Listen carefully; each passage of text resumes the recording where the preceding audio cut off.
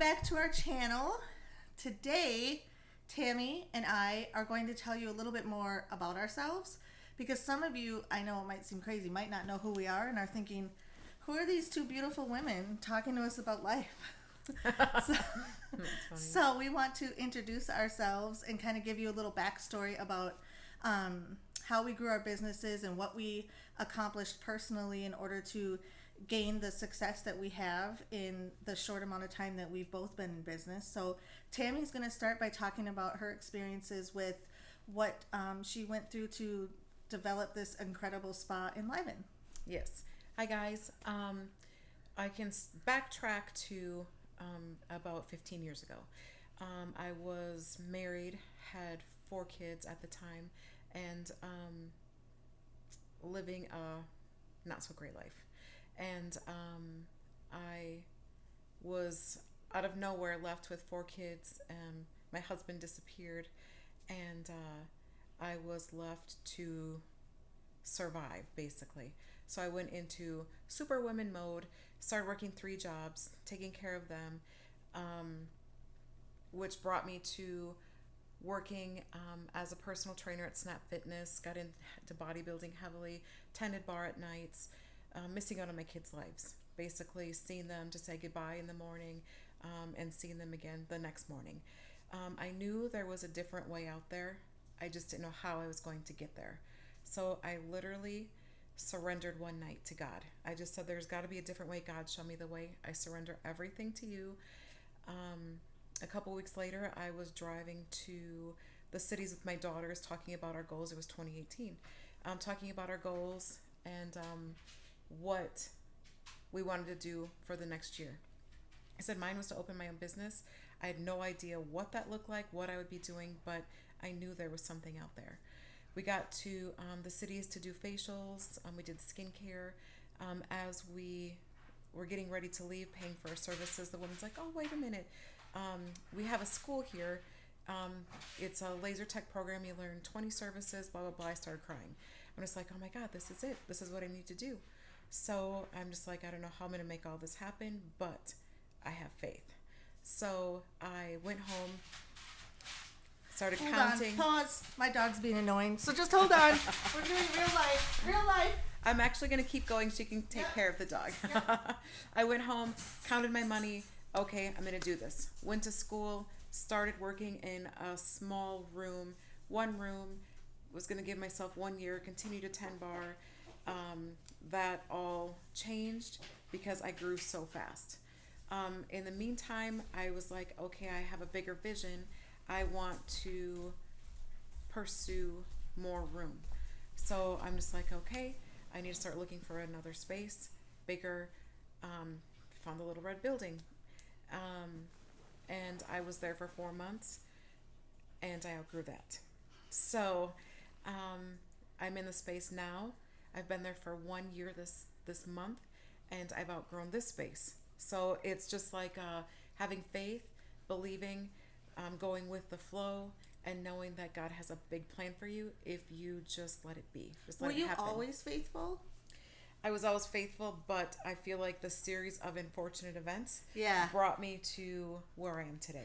Yeah. It's like it wasn't easy, it was hard. It was climbing a mountain and sliding back down. Yeah. To bring me to where I am today. Did you have any, like after your husband left and you were left with the kids, did you ever feel like abandoned by God, or did it make you sink back in to God? I think I kind of forgot about God for a minute. Yeah.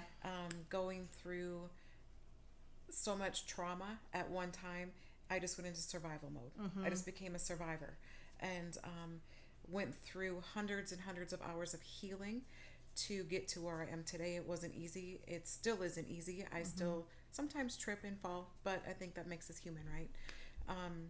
I know that I've learned lots of lessons, and through the lessons, it brought me to be the biggest believer that I know. Yeah, and she's the biggest believer that I know. Yeah. One of them. So, yeah, I was always curious because you talk about how God guided you to all of these, like you just let go and started to take risk after risk. Tammy's much more of a risk taker than me, even though I do take risks, but I think more about it. She's a jump and don't think type of a personality, and that to me is so inspiring because that part of your faith I think is so it's just so cool to see somebody literally just let go and trust. Like, she just makes moves, and I mean big moves. Like, I think there was one time I went to a session with her, and she told me, yeah, I'm thinking about opening a second location in Hayward, it was. And by the next week I was there, she had opened it, and she was doing it, and she was taking appointments there, and I was like, what? Yeah. So I think that's one of the cool things of learning from somebody like Tammy, is because she's been through so much. And so when I see her making big moves like that, I'm inspired to do it too, because we just talked about this today. Like, our biggest fear is losing everything, ending up in your car and broke, and we haven't hit that yet. So, yet. Yeah, that's but funny. yeah, so now it's like, do you feel, since you started doing Reiki, do you feel even more of a connection than you did when you first started? Oh, 100%. Yes. Yeah. And even as I'm doing healings on other people, I continue to grow and heal myself. Mm-hmm. So it's like they get a healing, I get a healing. Yeah. So it's like Yeah. a yin and yang thing. Yeah. Okay, cool. So that's her story, and some of you don't know my story. And again, I told you guys, we're trying to keep this as real as we possibly can, which is why you're going to hear Shih Tzus in the background living life. And so if that happens, just ignore it and keep going. So Sugarwood started for me about 5 years ago. I was living in the Twin Cities with my husband, enjoying my stay-at-home mom life. And we had big plans for him to get the next promotion at his job. We were, It's okay. you guys, this dog, I tried to put peanut butter on a spoon and listen to it. Anyway, so we had big plans for him to be the next manager. And I was going to live my life on Lake Minnetonka, driving nice cars and living in fancy houses, and probably doing this little baking thing I started called Sugarwood, which was just for friends and family. I was going to do it as a hobby. So one day I came home from work, and my husband had just been fired, and it was a random firing, a complete random firing out of nowhere. He was laid off, and we had to come up with a plan because we had to be out of our apartment in 7 days. That was one of the stipulations about living where he worked. We had to be out of our apartment in 7 days. So we had to sell everything we owned on Craigslist. I watched my entertainment center, my couch, everything go out the door, and figure out what the heck are we going to do with our lives. Are we going to stay in the cities and get back on the horse? Or are we going to do this dream of moving to Wisconsin and living by my grandparents' farm and kind of cultivate a beautiful, calm life for our kids, which is what we always kind of wanted, but we thought we would have to retire in order to live here. We didn't think how we could ever afford find a job in a small town. So we Isn't it cool how God intervened? completely.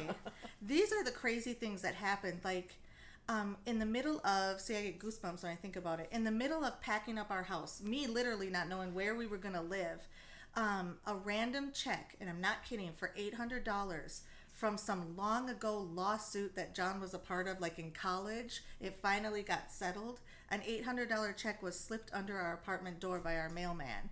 And that check is what made us say, I think this is a sign. It was the first time like I opened my heart to God. And I went into my closet and I grabbed a pillow like this, and I sat on the floor and I screamed into the pillow in my closet. And I sobbed and I screamed, and I made a promise with God. I said, okay, if we do this thing, the scariest thing, you had better pull up for me, because I promise you, if you make this work, I will devote my life to sharing our story. If you can make something big out of this terrifying thing, I promise I will share your glory. I will share your story. I will talk about what we went through. So we took the risk when we got that check. We said, this is a sign. So we sold all our stuff. We found a house literally like the day before we had to be out of our apartment. We found a rental house in McKinley.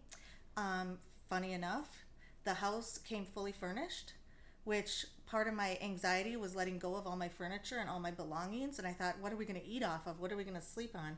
God found us a house that was completely furnished with beds, silverware, anything, TVs. Mm-hmm. So we went and we lived there for a year. And that Christmas, we needed money for my kids. And I said, I will put together a little Christmas cookie gift box. And people will buy it because they feel sorry for this poor family that doesn't have a life anymore. my husband had found a job at that point at US Bank. It took him about 3 months to find a job, and I needed money, and I was going to get a job as well. So when we sold the Christmas cookie box, randomly somebody from Louis Finer Meats in Cumberland received it as a gift, and that person called me and told me they would like to have our products in their store. Now at this point, I was just a mom baking for friends and family. I had no idea about how to start a business, what the laws were, any of that stuff. But we just kind of, I'm going to call it pulling a Tammy now. We just pulled a Tammy and we said, we'll figure it out. We'll figure it out. They say yes. Say yes to every opportunity and figure out the details. So that was, we said yes. We said, sure, what do you want to carry? And they said, we loved your caramels. And then we just figured out like how to do this. And then slowly, year after year, now it's been about 5 years, we've grown. And following that formula, which is a little bit harder for me than her, but I still do it, of saying yes to opportunities and allowing God to kind of guide the flow of where it all is going to go, is how we got to where we are today. So we're doing that now by making this YouTube channel. Absolutely. This is the next step for us. Yes, absolutely. I feel like when you let go of everything and surrender, that's when the things start to flow and the miracles start to happen and dreams come true. Yeah, yep. And I think it's really important for us to share where we came from with you guys, because if we're going to cultivate a community of people who have the same intentions as us, and people who want to connect, and people who just want to feel good, we wanted you to know a little bit more about us and why we feel qualified to kind of begin these conversations, because so often, we've discussed this as well, it's hard for us to connect with people who we feel a disconnect with. Somebody who doesn't feel like they want to open up and let go of their ego and share the rough parts of how they got to where they are. Like, I think Tammy and I are pretty shameless when it comes to sharing stuff about our lives and trials and, you know, the mistakes that we've made and all that kind of stuff. So we're hoping that by sharing our story with you guys and by inviting others, that we can continue to just remember why we're all here, which is just to be connected and to love each other and to be at peace with God's plan for your life and to figure out that purpose. Absolutely. And just to shine our light and just to know that everybody has a light. You just need to remember how to get there. Yes, yes. So we will be back again with I don't know. We don't really have a plan. We'll figure it out. The next video will be interesting, and we're excited, and we love you guys so much, and thank you for tuning in today. And we'll be back with another video soon. Yeah. Bye, guys. Bye.